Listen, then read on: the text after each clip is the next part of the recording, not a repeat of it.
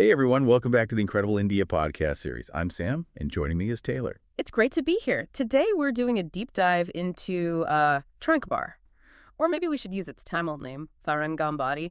It seems like just a small town on the Tamil Nadu coast, but honestly, it holds one of the most, intellectually explosive histories in South Asia. I love that Tamil name, Tharangambadi, the land of the singing waves. It sounds so peaceful. Yeah. But yeah, it's this kind of improbable place where Danish colonialism kicked off in India.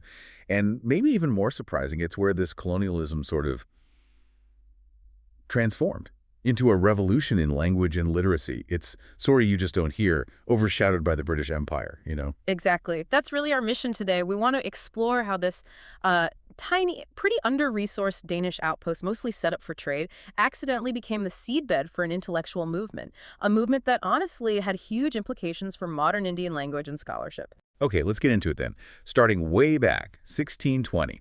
You really have to picture this, long before the British were the dominant force. What drew the Danes to this specific bit of the Coromandel coast? They weren't exactly the biggest players on the maritime scene back then.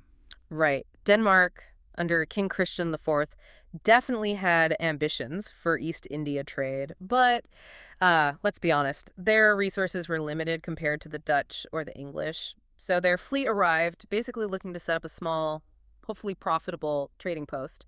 They weren't aiming for conquest, more like finding a spot to lease. That's a really important distinction, isn't it? They didn't just plant a flag and build a massive fort like later powers often did. They actually negotiated. Absolutely. They struck a deal with the local Nayak ruler of Thanjavur, and the treaty they signed, it was much more about getting permission to build a factory, a trading base, than about seizing sovereign control. That's how Fort Dansborg came about. Ah yes, Fort Dansborg.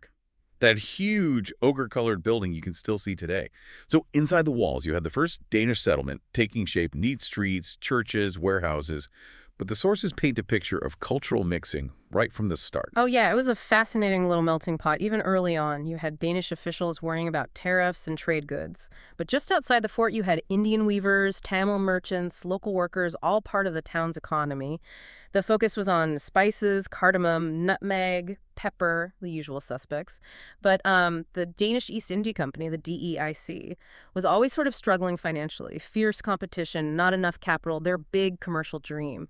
Frankly, it was kind of floundering from day one. Okay, so if the business side wasn't exactly booming, how did this place pivot?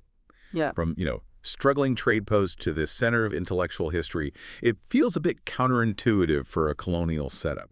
Well, it might be because of that commercial weakness, strangely enough. Since the DEIC wasn't really dominating the area, maybe they were less strict about what else went on within their little zone. And that kind of opened the door for two key figures arriving in 1706. Bartholomäus Ziegenbalg and Heinrich Plitschau, German Lutheran missionaries. Right, this is where the story takes a really interesting turn. Ziegenbalg was super young, only 23.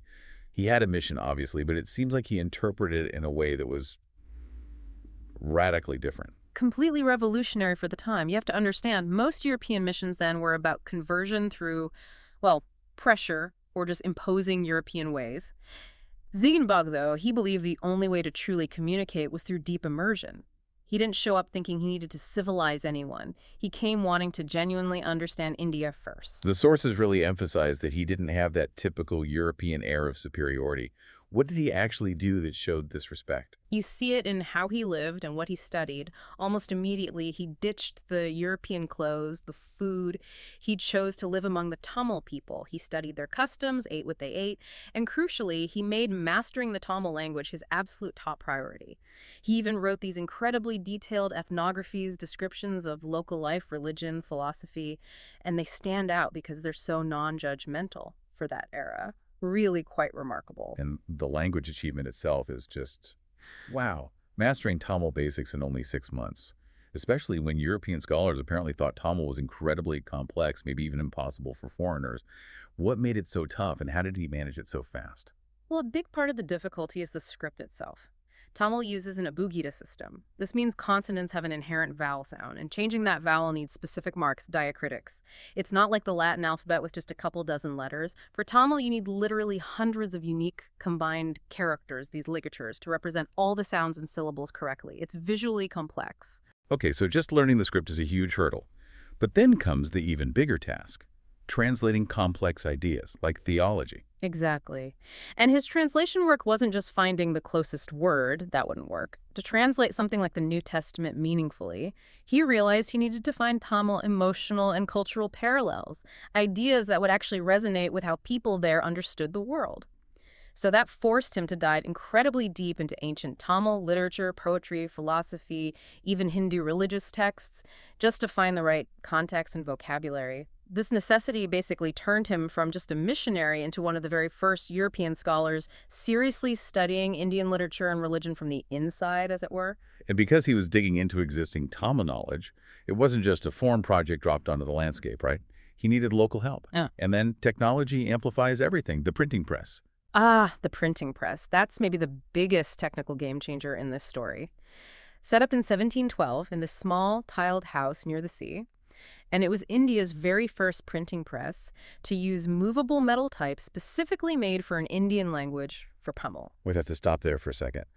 The scale of that achievement, making metal type for, say, 26 Latin letters is one thing, but creating hundreds of unique, precise metal characters for all the Tamil ligatures. In the early 1700s, how on earth did they pull that off? It was an incredible feat, really, and it absolutely relied on local expertise. Ziegenbalg and Putschau couldn't do it alone. They had to work closely with Tamil artisans, local metalworkers, scribes who knew the script intimately. They brought the European casting techniques, but the local craftsmen provided the deep knowledge of the Tamil script's form and structure. It was true collaboration. And the output, the first printed Tamil New Testament, Tamil grammar books, essays, it just fundamentally altered the possibilities for literacy in the region. The implications are massive, aren't they? This wasn't just about spreading religious texts. It was about making knowledge accessible. Ziegenbalg seems to have had this idea that knowledge shouldn't be hoarded, it should be shared widely, which was pretty radical then, both for colonial powers and maybe some local traditions that controlled access to texts. That's the core of it, I think. The press helped spark one of India's earliest waves of modern literacy and learning. It gave local people access to printed materials in their own sophisticated language, and it empowered local scholars and artisans too, giving them a powerful new way to express themselves. But you can't introduce something that disruptive without ruffling feathers. The sources talk about serious conflict brewing between Ziegenbalg and the Danish East India Company guys. Absolutely. The company bosses saw the mission primarily as, well, an expense, and maybe even a threat to their delicate trade relationships. Remember, their main goal was profit. Ziegenbalg's intellectual projects, the cost of the press, and particularly his habit of defending local converts against unfair treatment. They saw all that as a dangerous distraction. Bad for business. The tension must have been palpable. How did the company officials justify actually imprisoning him? He was the king's missionary, after all. That seems almost unbelievable. The flashpoint often involved things like land disputes or challenges to the caste system. Ziegenbalg's work inevitably bumped up against entrenched local power structures, and the DEIC leadership, terrified of anything that might destabilize things and jeopardize their trading permit, basically sided with the status quo against him. The drama really peaks when the Danish governor orders Ziegenbalg locked up by his own countrymen inside Fort Dansborg itself.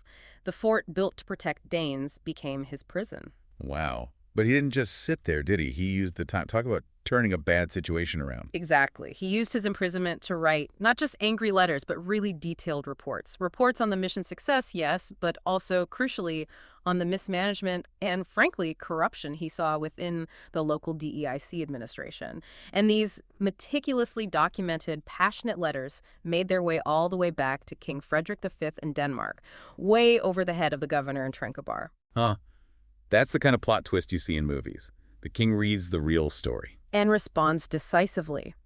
He ordered Ziegenbalg's immediate release and, importantly, guaranteed continued royal support and funding for the mission. His vindication was complete. When he walked out of that fort, apparently he wasn't just met by his fellow missionaries. Local villagers came out to greet him too. They saw him as someone who'd learned their language and actually stood up for them.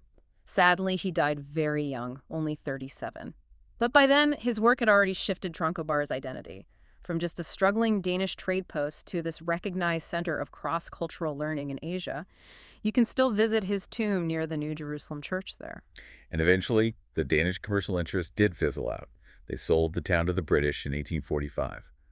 But the evidence of that early Danish-Tamil interaction, it's still there, isn't it? Oh, absolutely. That's what makes Tranquebar so fascinating today. The physical town itself tells the story. You walk along these streets with European names, King Street, Queen Street, Admiral Street laid out on a grid, but the houses lining them are often this distinct mustard yellow color, built with a sort of Danish simplicity in their lines, yet adorned with these incredibly intricate, beautiful wooden doors carved in the traditional Tamil style. The blend is right there in the architecture. A visible reminder of that cultural fusion. And the people living there must have carried that mixed heritage forward, too. Definitely. For generations, you had Eurasian families, local Tamil families, all living together, blending languages, sometimes faiths. You hear these stories, these anecdotes about descendants who, even recently, still sang old hymns Ziegenbalg had introduced. But the melody might be purely Tamil, and sometimes the original Danish words were forgotten or adapted over time. It shows how deeply the foreign influence became localized. So if you're traveling there today, Tranquebar isn't just another historical site with old buildings. It's like a living connection to this really pivotal moment in, well, global intellectual history. I think so, yes.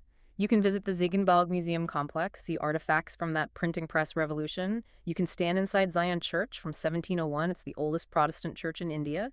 Or the New Jerusalem Church from 1718, which Ziegenbalg helped build. And Fort Dansborg itself looms large, a monument, really, to a commercial venture that kind of failed but accidentally created the space for this amazing cultural and linguistic success story.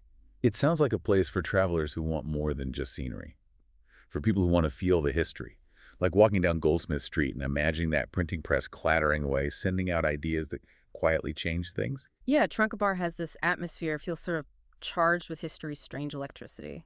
When you connect all the dots, this story really highlights how powerful simple curiosity and genuine respect can be, especially when combined with technology like the printing press. It sparked a kind of revolution that was arguably far more lasting and impactful than any military conquest could have been. It's the power of ideas, of the printed word, winning out.